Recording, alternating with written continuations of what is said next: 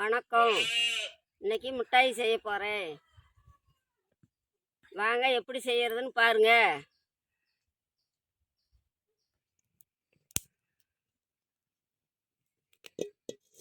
First கடலக்கொட்டையை எடுத்து நல்லா வறுத்துக்கலாம்.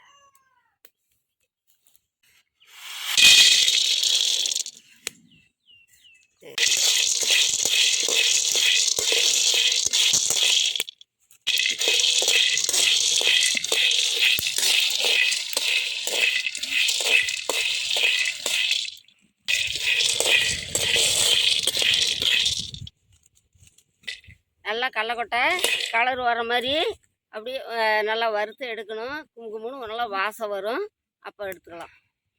கடலக்கொட்டை பாருங்க எப்படி கலராக செவந்துருச்சு, இறைக்கலாம்.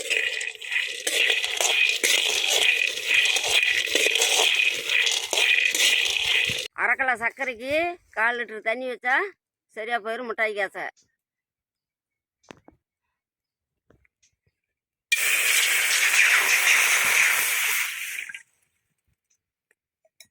வறுத்த கடலக்கொட்டையே தொல்லி எடுக்கணும். வாவா அங்கே வா, இதை கொண்டு போய் புடச்சிட்டு வா. அப்படி 2 போட புடச்சிட்டு என்கிட்ட கூடு.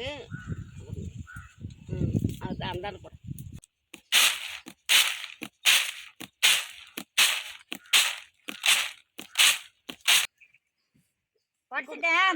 சரி வாங்கிக்கோ. தொல்லியெல்லாம் எடுத்துட்டேன். மிக்சியில் போட்டு ஒரு சுத்தம் எடுத்தால் போதும்.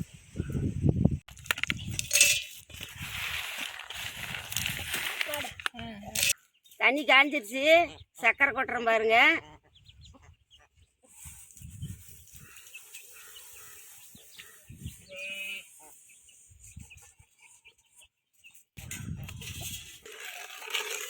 அப்படி சர்க்கரை நல்லா கரைஞ்ச பின்னால்தான் தேங்காய் கொட்டணும்.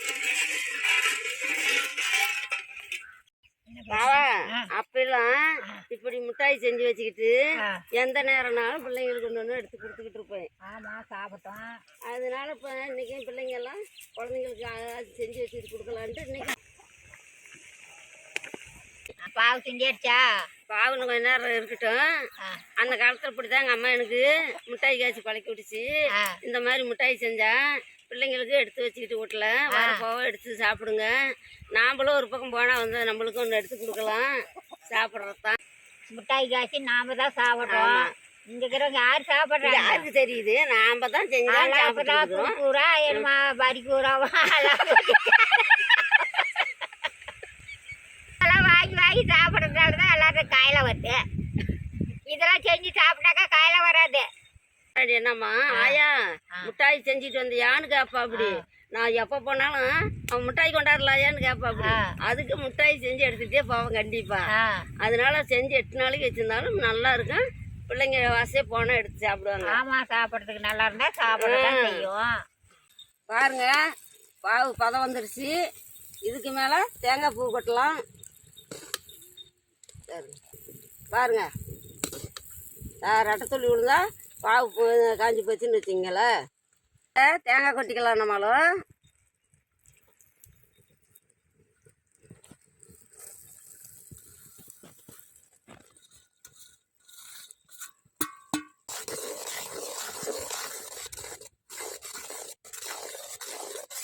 நெய் கொஞ்சம் தட்டத்துக்கு ஊற்றிக்கிட்டா அடி பிடிக்காது. அது வந்து எடுக்குள்ள ஈஸாக வரும். தட்டை ஊற்றி அப்படி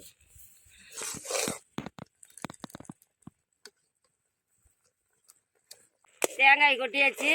தேங்காய் கொஞ்சம் நேரம் வேவிட்டுன்னு கடல மாவு போட்டோம்னா சரியாக போயிடும். வாசத்துக்கு ஏலக்காய் கொஞ்சம் சேர்த்திக்கலாம்.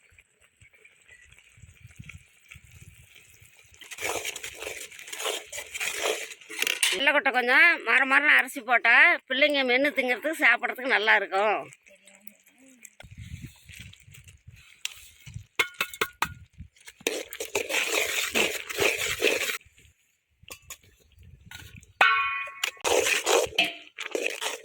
பொட்டுக்கடலை கொஞ்சம் அரைச்சா மரம் அரைச்சிக்கிட்டா கூட பிள்ளைங்க சாப்பிட்றதுக்கு மென்று சாப்பிட நல்லா இருக்கும்.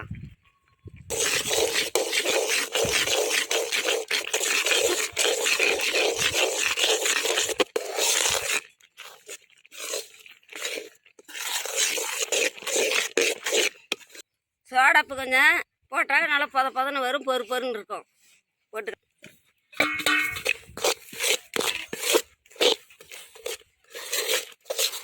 ரெடியாச்சு. நம்ம எடுத்து வச்சுக்கலாம். மறுமறு சட்டியில் விட்டுடுங்க பாருங்க. இந்த மாதிரி தான் எடுக்கணும்.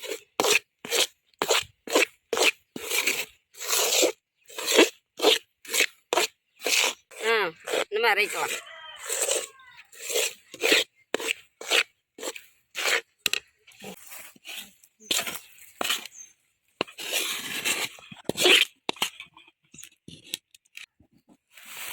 அந்த தட்டடி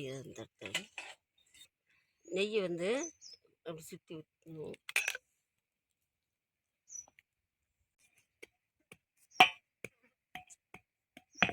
கத்தியில் அப்படி வெள்ளையாக எடுக்கிற மாதிரி கீத்து போட்டு எடுத்துக்கலாம்.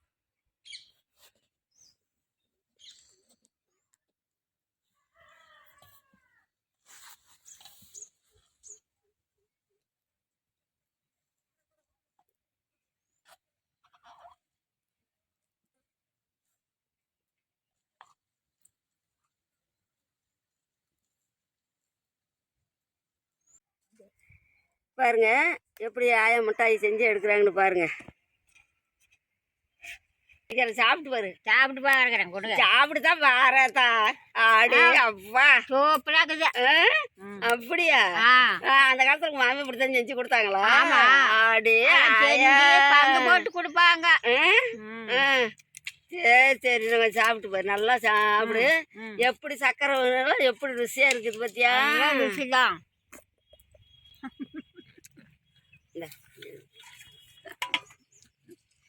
சூப்பரா இருக்குயா. சாப்பிடு. சாப்பிடு.